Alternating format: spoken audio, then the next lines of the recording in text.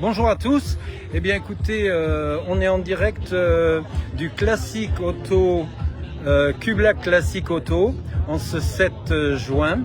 Alors une manifestation magnifique comme tous les ans qui regroupe une centaine de véhicules, 100-120 véhicules anciens ou d'exception sur la prairie de la commune de Cublac, avec un soleil magnifique et une ambiance qui est particulièrement agréable.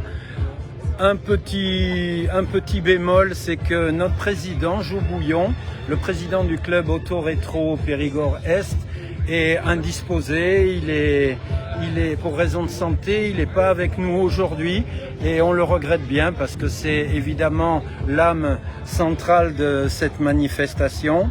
Donc il sera content de savoir que les bénévoles ont redoublé d'efforts pour que tout fonctionne à merveille pour les gens qu'on reçoit.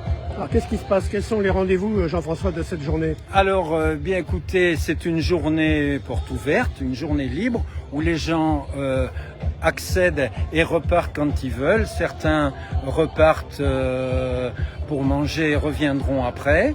Et puis on a des exposants sur un vide-garage. Alors ce qu'on appelle un vide-garage, c'est à la différence d'un vide-grenier, ce sont des exposants qui se spécialisent dans la voiture, dans les pièces voitures anciennes, motos anciennes et dans les miniatures, les petits Dinky Toys et autres.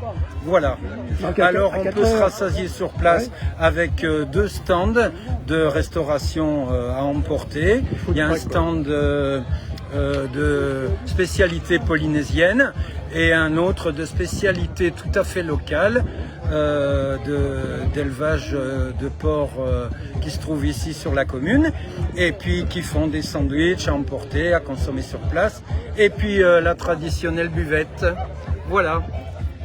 Alors à 4 heures, il y a une remise de prix. Alors à 4 heures, vers 16 heures, on va donc un petit comité, on va évaluer tous les véhicules présents. Les participants nous ont remis une petite fiche signalétique avec les caractéristiques de leur véhicule et on récompensera pour la forme, pour faire plaisir, d'une coupe, eh bien la voiture qui est venue, qui aura parcouru la plus grande distance, et puis la plus ancienne et la plus remarquable, et voilà, les gens les plus méritants.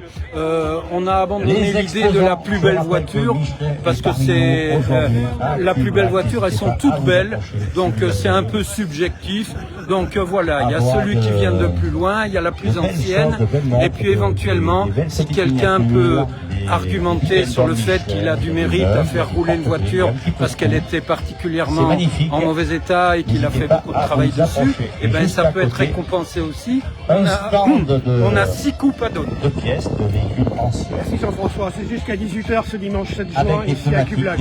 Voilà, jusqu'à 18h. Après, il y a toujours des gens, surtout quand il fait très beau, il y a des gens qui restent pour tailler un peu la bavette et puis rester sur place. Mais il n'y a aucune contrainte ni pour venir ni pour repartir.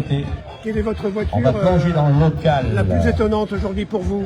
Ah bien écoutez, sans conteste, on ne la voit pas d'ici, mais c'est le Phaéton de 1894, qui est une voiture artisanale, qui a été construite par son propriétaire, qui mérite vraiment, pour le coup, le terme de véhicule automobile, c'est-à-dire un véhicule qui se meut par lui-même, parce que 1894, hein, et elle est fonctionnelle. On peut aller la voir ensemble. C'est à côté de la Rolls. Voilà, c'est ça. On peut remercier. On va aller la voir, on va aller jeter un œil. Merci Jean-François. Avec plaisir. Et puis bonne journée. Merci. À bientôt. Merci Monsieur Rassa. Et bon rétablissement à jour, bien sûr. Au président s'il nous regarde. Voilà, mais bien sûr.